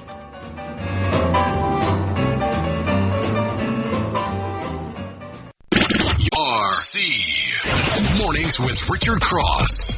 Let's get on with the show. Check it out. Super Talk Mississippi. If I don't love you, baby, grits ain't grocery, eggs ain't poultry, and Mona Lisa was a man. Good morning, everybody. This is Lucian Smith here with Will East on Mornings on Super Talk Mississippi on this nice, warm Tuesday, July 28th as we enter the 8 o'clock hour. Mornings with Richard Cross is presented by Community Bank, rooted in our community, communitybank.net. Well, I believe we have on the line Shawaski Young, a Republican candidate for Secretary of State in Mississippi. Are you with us, Shawaski? I'm with you, Lucian. Good morning, and thank you so much for having me. Let me ask you this, and this is the sort of thing that I should have thought to ask earlier. Am I pronouncing your name correctly? Yes, you are, Shawaski. That's correct. My mother's name is Linda. My father's name is Michael, and I'll tell you, Mom got really creative when she gave me that name. Well, I'm in the same boat. My first name is Lucian, which is an unusual name, and I've got Bill and Jane as my parents. So when we've got parents like Bill and Jane, they got to give their kid an interesting name. So I feel you there. Yes, sir. Yes, sir. Well, thank you so much for having me on. Great to be here. Absolutely. So you've announced for Secretary of State. How's that going so far? Look, I think everything is going well. You know, over the time since I announced, which was in June of 2025, right before last year's Neshoba County Fair, you know, we've been traveling across Mississippi and listening to people. And what I've been hearing is very consistent. And that is that Mississippians want secure elections, safe communities, and an economy where they have opportunities. And that's why I believe that what we're laying out in my campaign for Secretary of State is how we can deliver that. And I'm happy to say we're doing quite well at this particular point. What was the attraction to, I mean, you've been a candidate before. What was the attraction to the office of Secretary of State? Well, look, I first learned, firsthand how much of the responsibilities comes with that office. I used to work for the Secretary of State office, and, so I know the importance of elections. I know the importance of the business environment, and I know, what attracts business to our state and why that's so important and why it's so important to make government work easier for people. If someone wants to start a business in Mississippi, they shouldn't feel buried in unnecessary bureaucracy, and I want to be able to make sure that the Secretary of State's office is not only just protecting elections, making sure that we have strict voter ID, making sure that, filings are efficient and reducing unnecessary red tape, but also that we're providing world-class service, to our circuit clerks across the state who run our elections in all 82 counties. So it's an office that I'm very familiar with, an office that I know a lot about, an office where I started my actual career at, and those responsibilities I take very seriously. What did you do for Secretary Clark and Secretary Hoseman? Yes, sir. So I first started at the Secretary of State office when I was a senior at Jackson State University. I interned in the Public Lands Division when Mr. Larry McMillan, retired now. Of course, he was a major in the Army and also an Army Ranger, a great mentor of mine, and Assistant Secretary of State Gerald McWhorter were there in the Public Lands Division, and that's where I started at. After about a year and a half, I was hired to be the Director of Marketing and Training for the Mississippi Secretary of State's office. So that particular position carried me around the state, holding certifications and trainings for circuit clerks and election commissioners and folks who actually run our elections on a daily basis. Yeah, I don't know that people realize how much the Secretary of State's office does. I mean, people think about it in the context of elections because that's the most public-facing part of it. But I mean, the Secretary of State's office, there's an awful lot that goes on in that office. Well, absolutely.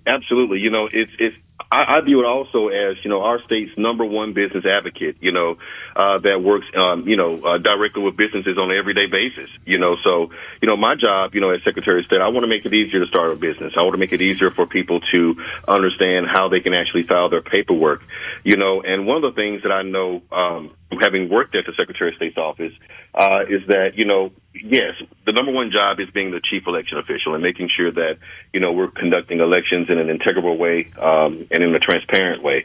But it's also making sure that people know that this is a place that's going to be the groundwork for Mississippi's economy moving forward. I firmly believe and always have believed that small businesses are the backbone of our community. That's not a punchline. That's just the truth. And so I want to be able to build on the work that, Governor Reeves and folks like Bill Corkett over at MDA have been doing for the past couple of years, and also work with, our cities around the state, whether that's down on the coast with folks like Mayor Fofo for casino business expansion, or whether that's working with larger companies to come in our state and actually help build up our tax base, or whether that's small businesses being able to pursue entrepreneurship in our state and help move our state forward and fight back against the brain drain. Now, where are you from originally? I mean, tell us a little bit about Shawaski Young from birth to today. Absolutely. Well, I was born in Meridian over at the now closed Mattie Hurst Hospital, by the way. But I grew up in Neshoba County and also Winston County. My father used to work for the United States Department of Agriculture, and he's from Winston County. And we lived in Jackson up until I was about 8 years old. And then we moved back up to the country because, a lot of folks were leaving Jackson at that particular time. And I grew up there, graduated from Knox Pater High School, East Central Community College in Decatur, Mississippi, and also Jackson State University, where I'll tell you, we have about, probably 60 to 70 people, in our family that's graduated from that university. My mother was the youngest of 11, and, 8 of them, of her siblings graduated from Jackson State. And, I have about 50 first cousins, large family, and about 80% of them graduated from Jackson State University as well. I was born, raised, educated right here in Mississippi, good old country boy, and playing piano in the church growing up, and, kind of going through the hard knocks of life just like everyone else. If you've got questions or thoughts for Shawaski, send us a text at the C Spire text line, 601-879-4395, and be part of the conversation. And you served in the National Guard, is that right? That is correct. I joined the National Guard when I was 17 years old, and I was there in Philadelphia, Mississippi. That was my home unit, where now Major Bobby Gann, who's the Mississippi Adjutant General for the National Guard in our state, was my commanding officer at that particular time, and it was great to actually see him on the campaign trail. It wasn't a campaign event, but down in Tylertown, where he's from, there was a veteran event that was there honoring veterans last year. I got a chance to talk to him, and he actually told me that, hey, man, I hear you sometime when I'm driving in my vehicle, headed to Jackson, and hearing you on Super Talk. So we reconnected, and that was great, and I think I'll see him again when they hold that event here in August. How or let me ask you this first. What are you doing? I mean, what do you do for a living right now? Are you campaigning full time, or do you have? I'm campaigning full time. I'm very blessed to be in a position where I can actually do that. For some time, I have spent some time, after working for organizations and running for office. I have spent some time in stock trading and things of that nature, and that was very, successful for me. Aside from that, things are great for me, and I'm campaigning full time. Just got married about 3 months ago. Congratulations. Well, thank you so very much. I'm really blessed. My wife is a graduate of Ole Miss Law, and she's an assistant district attorney, and definitely is my North Star. And we've been, traveling the state together. When she has time, when she's not in trial, putting away murderers every day. There we go.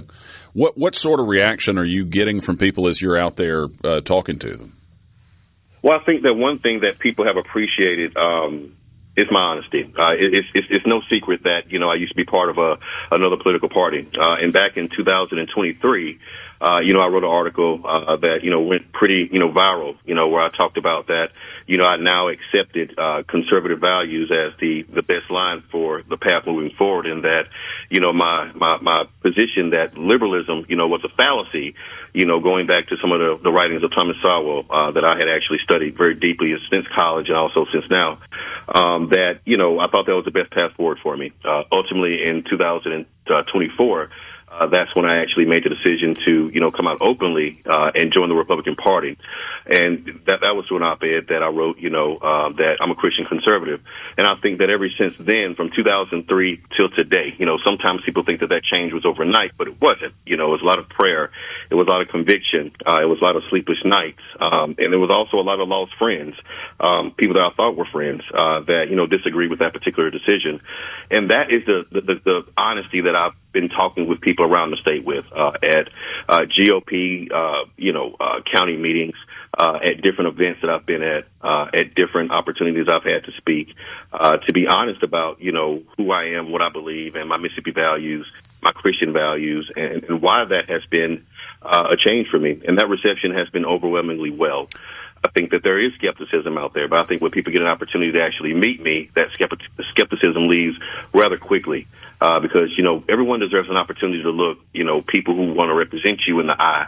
And that was something my mother always taught me growing up. Hey, no matter where you go, whether that's working for the White House or that's, working, at the Neshoba County Fair is your first job at 15 years old, you always look people in the eye and you tell them the truth. And then that's what I've been doing, and I think that's why we're becoming so successful right now. We're coming up on a break, but I'd love to talk more with you about a number of things, including that conversion. You got time for one more segment? I would love to, and thank you so much for asking folks to call in. I'd love to welcome those questions. I got all the time you need this morning. That sounds great. Well, y'all stick with us. This is Lucian Smith here on Mornings on Super Talk Mississippi. We'll have more with Shawaski Young coming up next. Yeah, goodbye, baby. I ain't got no more to say. Well, goodbye, little girl. I ain't got no more to say. Well, I know you don't love me. Go ahead and have your way.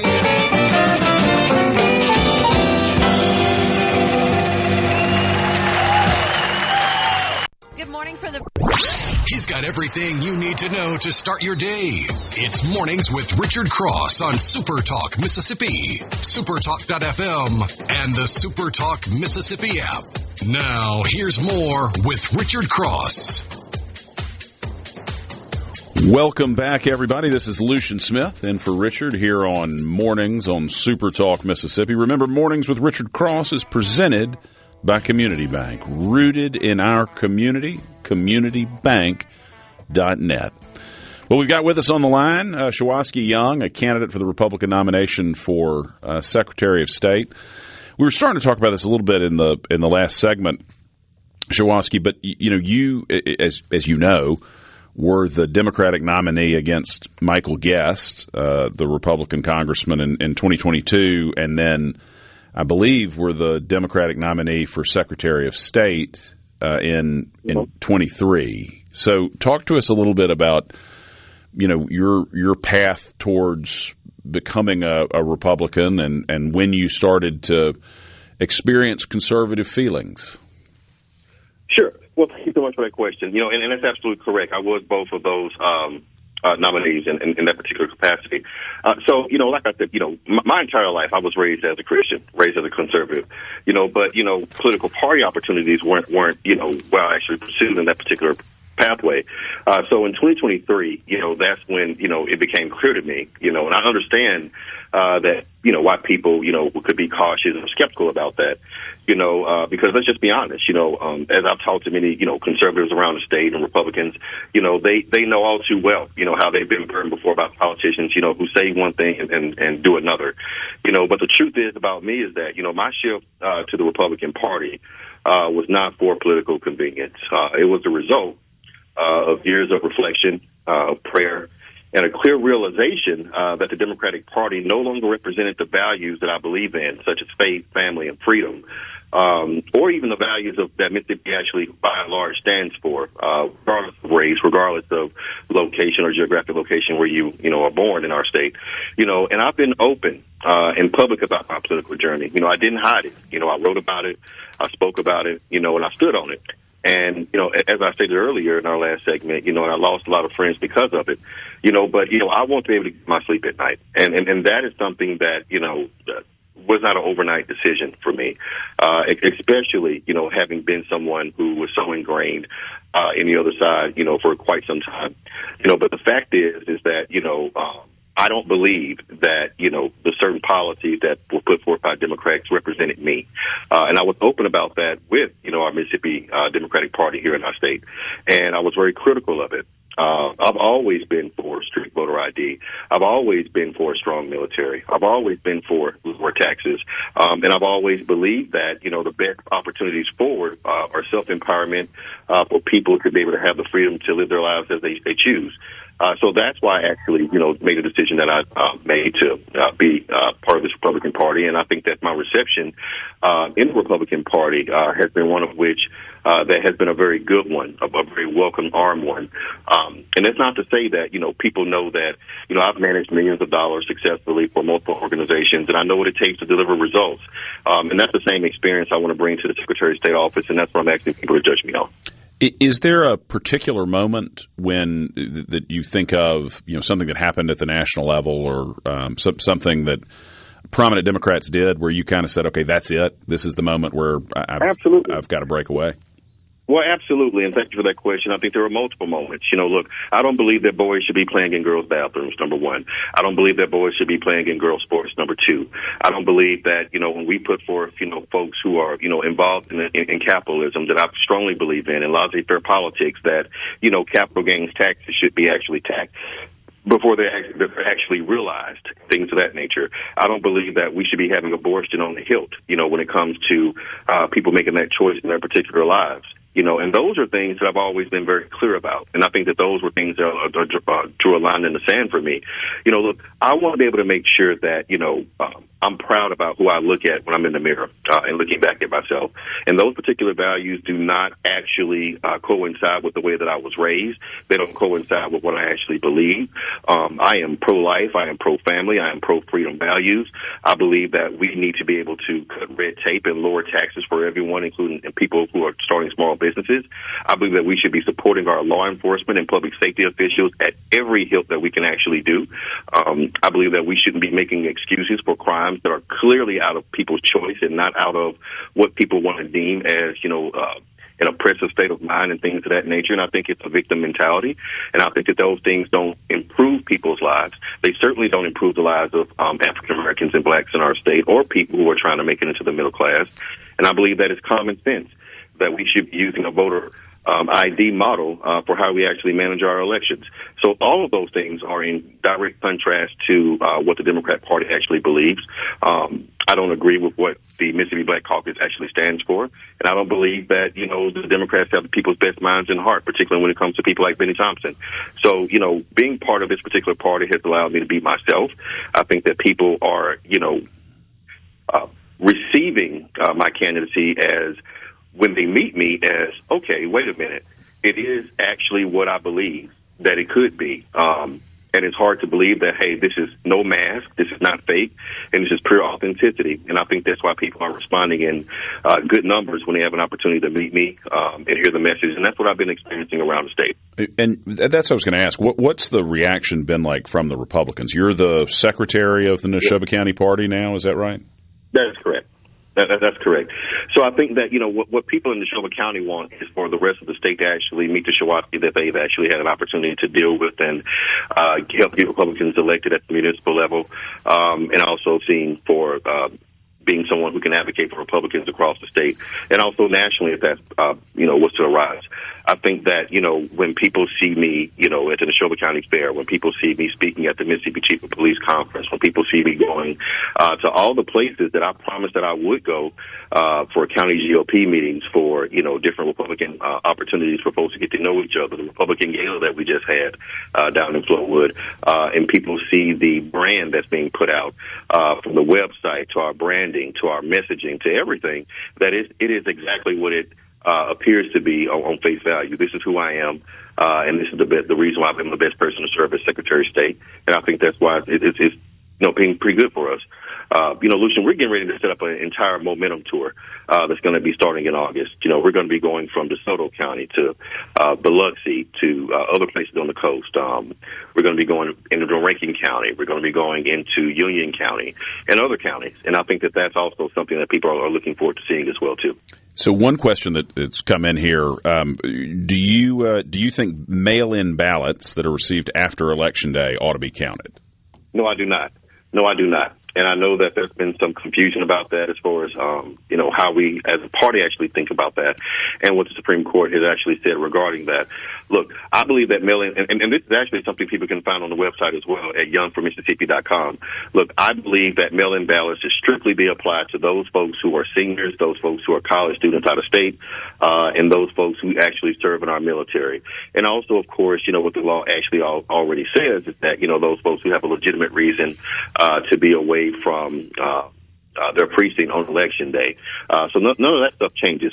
But I don't believe that we should be counting ballots after Election Day. I believe that Election Day is Election Day, and I believe that every vote should be counted, and we need to be secure about that and transparent so people can trust it.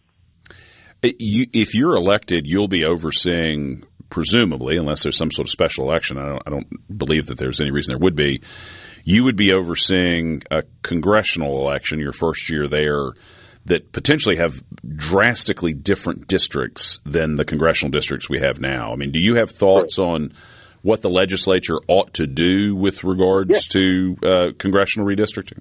Yes, I do. So, it was about maybe back in March, Lucian, that I actually wrote an article that, or put out a statement, I should say, and it was covered by the Magnolia Tribune at that particular time. And I stated very clearly, that race should not be a deciding factor in how we draw our congressional districts or any other district line here in the state of Mississippi. And for that purpose, we saw that, the Louisiana case went to the Supreme Court, and we know what the outcome of that particular case was. So, my position would be that the state legislature needs to redraw the districts here in Mississippi. I know that people wanted to see that happen before this year's actual election. I know that there were some legal boundaries that actually, or should I say legal challenges of thought of why that shouldn't be done right now before the midterm elections. But look, I think overall that's what we need to do. We need to make sure that people are voting relative to their population size and geographic location, and race shouldn't be considered at all, and let the voters actually decide who they want representing them.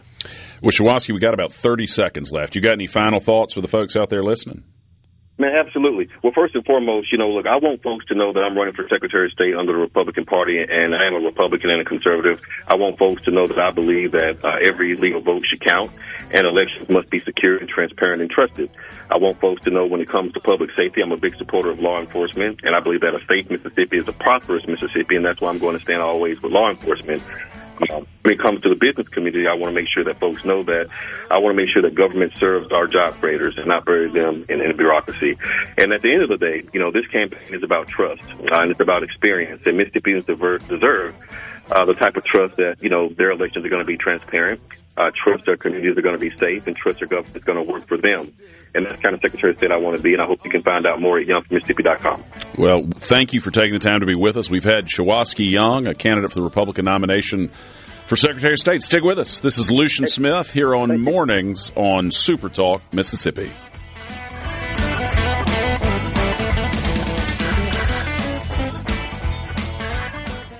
From the scene. This is Mornings with Richard Cross. Let's do it. Super Talk Mississippi.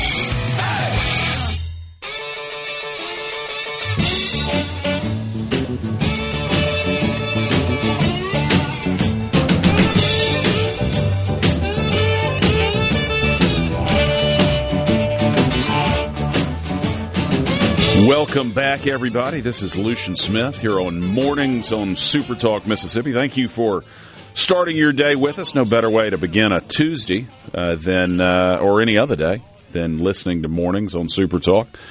Mornings with Richard Cross is presented by a community bank rooted in our community. When it comes to money, trust is not automatic. It is earned. That's why Community Bank does things the old-fashioned way. When you come to us, we take the time to listen to you and discuss any questions you have. Whether you're saving, spending, or planning ahead, you'll find bankers who know the community because they're part of it. Community Bank, banking designed with you in mind. Visit us in person or online at communitybank.net. Well, Will, Mayor Mondami is opening up some city-run grocery stores in the city of New York. It's fun.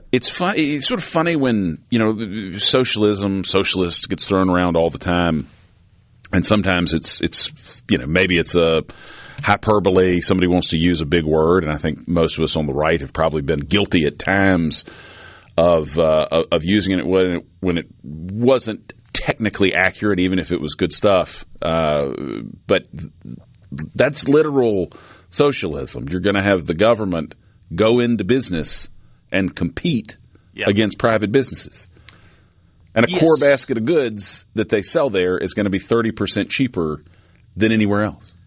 The core basket, the essential goods. Things like yogurt, apparently. Oh, really? Yeah, that was on the list. Which is probably, in New York, maybe that is a true core essential. Having your yogurt, make a smoothie. I was thinking bottled water, but yogurt. No, that would be a more I'm with you.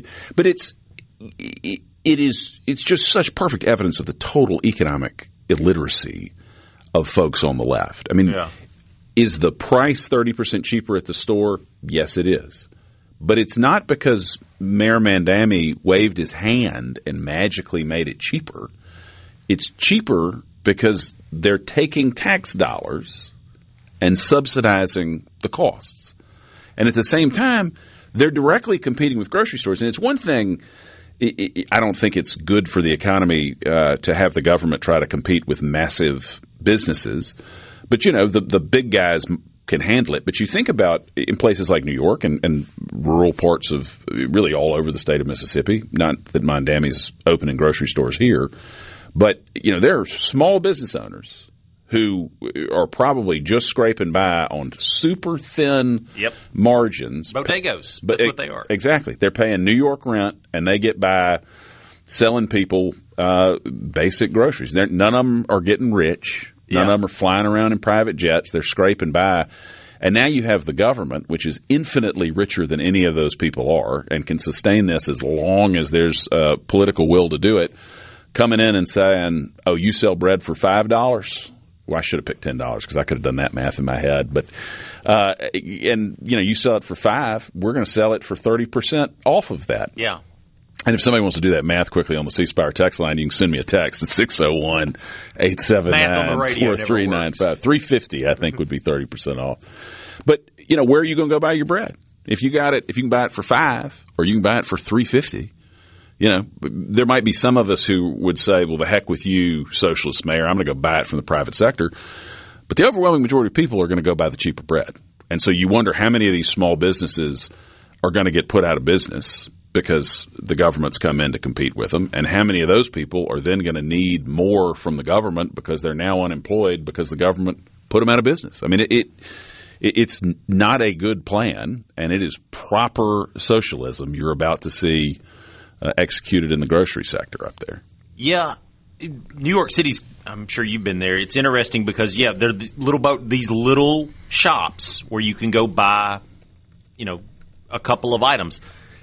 There's no Walmart in New York City as far as I know. I don't think there's ever been a Walmart there. I don't think they've ever allowed a Walmart there. I'm sure there's out in Brooklyn or Queens or Long Island, or you get out to those areas, Staten Island. Yeah, you'll have some larger grocery stores. But like in Manhattan, it's these smaller ones. And then some of these boroughs, you're going to have these bodegas. Right.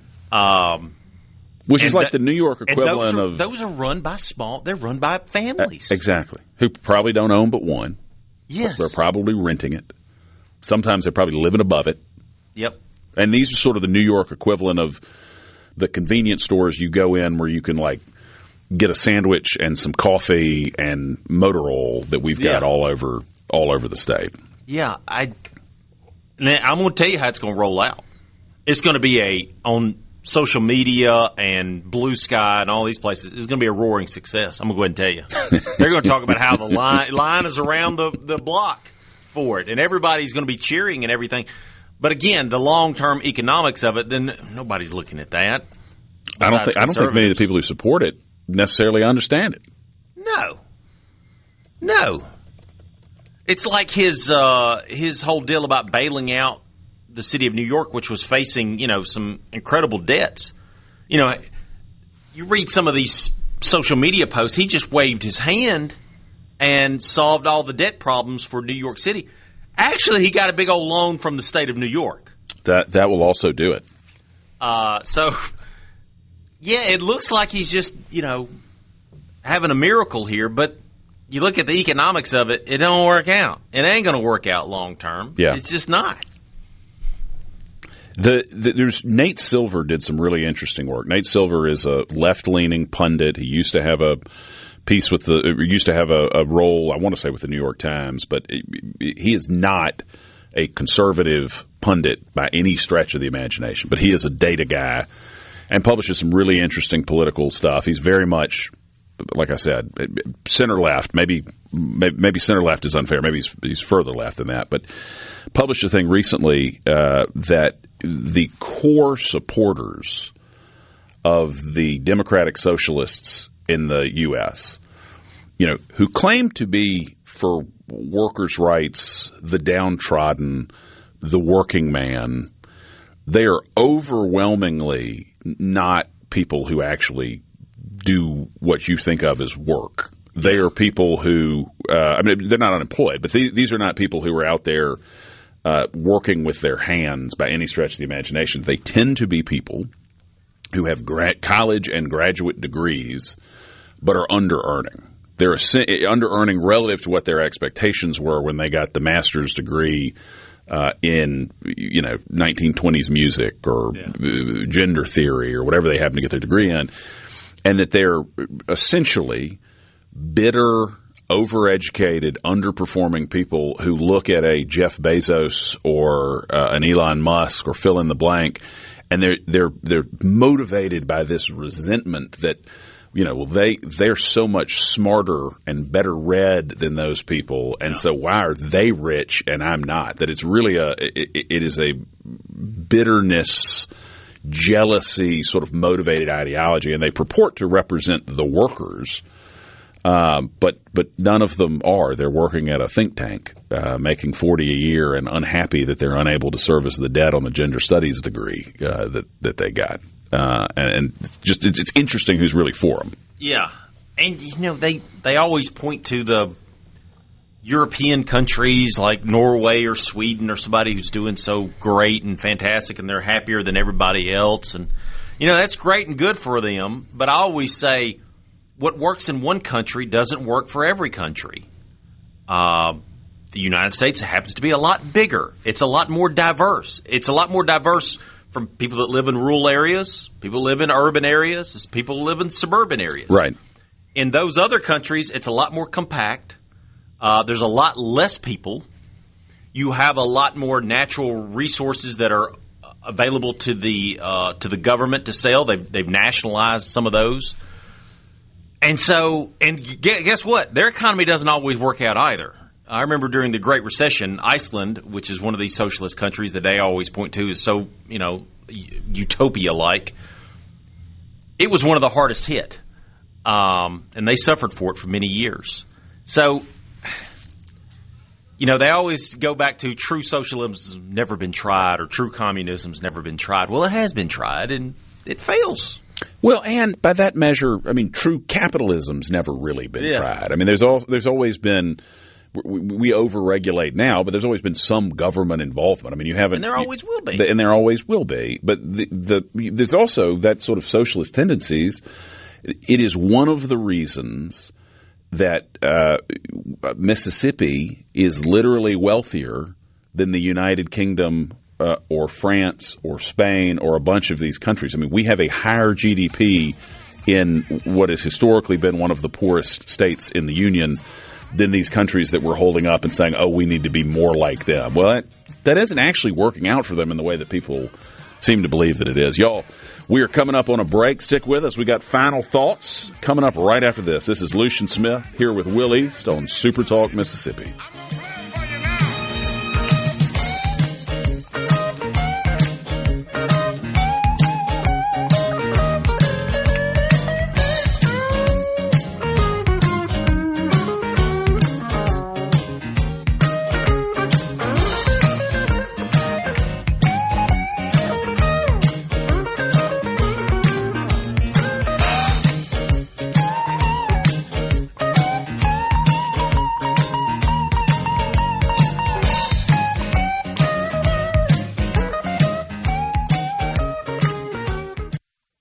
From the Venable Glass. You're up early. You get the news first. Back to Mornings with Richard Cross on Super Talk Mississippi and the Super Talk app.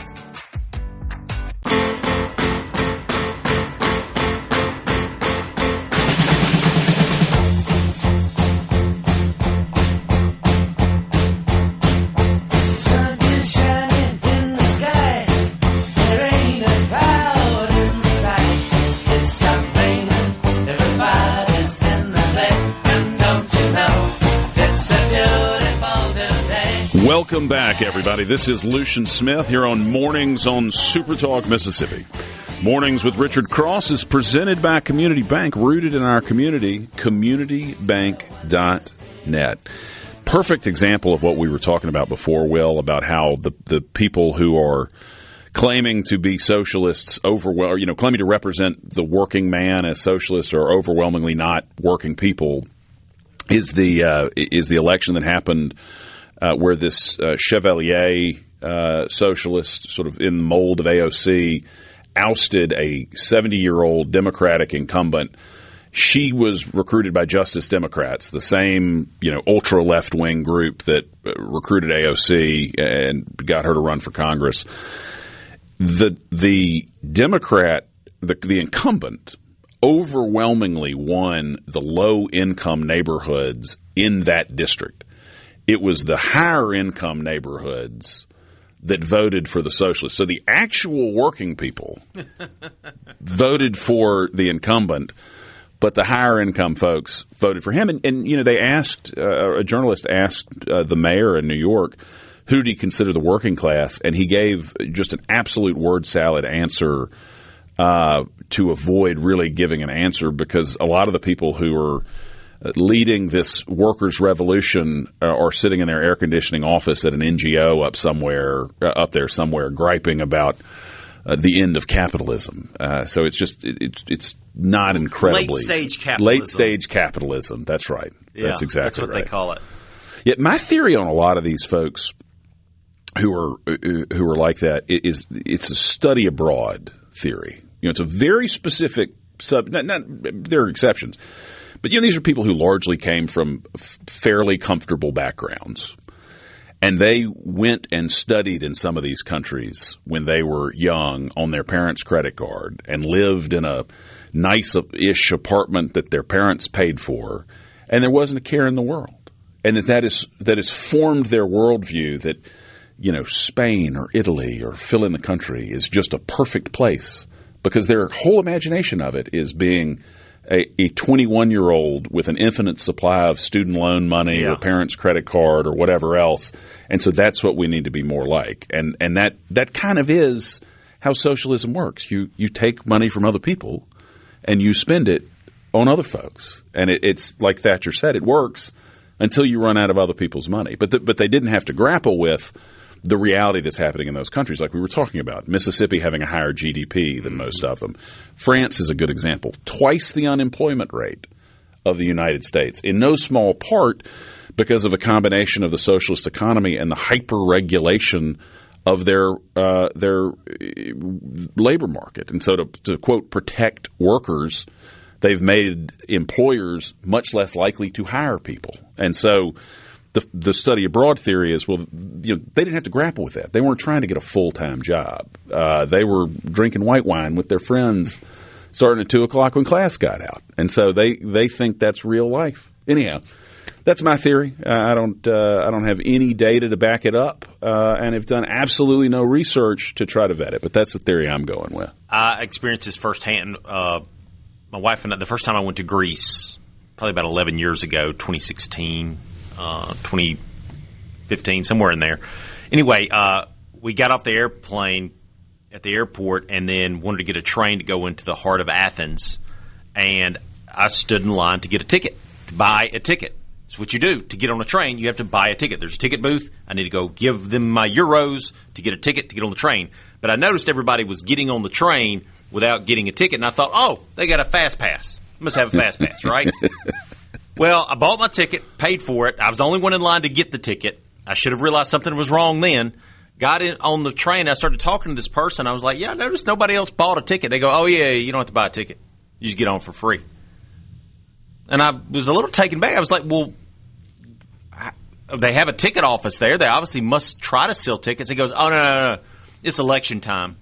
They take all the people that take the tickets, they take them off. And you just get on the train. So it's just free. It's just free. Free. Because it's election time, and they don't, the people that are, there, they want to keep their jobs, so. That is fascinating.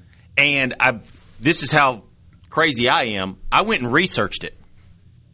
One of the most lucrative jobs you can get is working on the train there. It paid to the equivalent of $70,000, 70 U.S. Wow. $70,000 U.S. dollars. So it's just standing on a train, working as a train person.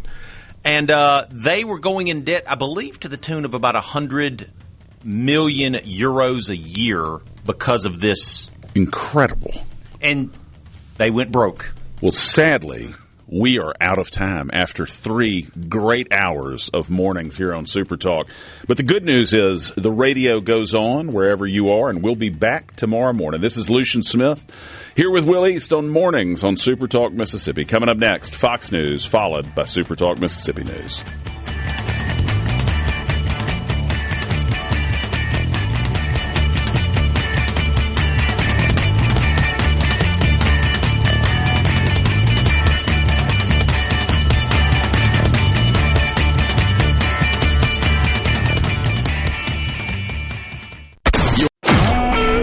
SuperTalk Mississippi Media Production.